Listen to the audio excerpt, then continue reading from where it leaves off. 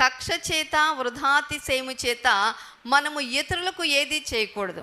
మీరు నన్ను ఒక మాట అన్నారని మనము తిరిగి వాళ్ళని 2 మాటలు అనడానికి కాదు ప్రభు మనల్ని పిలిచింది. మన పిలుపులో సంపూర్ణమైన వినయ విధేయతలు ఉండాలి.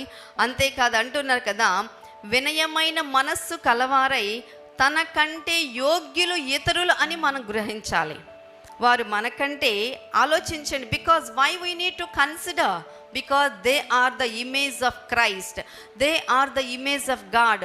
మనకి ఆదికాండం 1వ అధ్యాయంలో చూస్తే మన స్వరూపము చొప్పున, మన పోలిక చొప్పున నరులను చేయుదుము అన్నప్పుడు అక్కడ ప్రతి ఒక్కరిని కూడానండి దేవుడు ఒకే విధంగా చేశారు.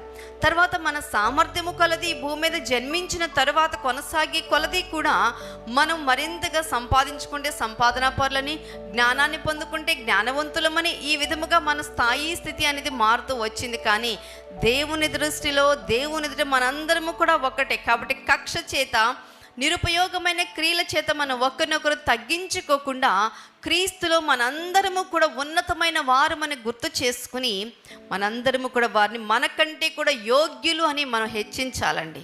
మన ఆలోచనలో ఆ భావన అనేది వచ్చినప్పుడు ఎవరిని కూడా తృణీకరించి మనము మాట్లాడటానికి కూడా మనము సాహసించము.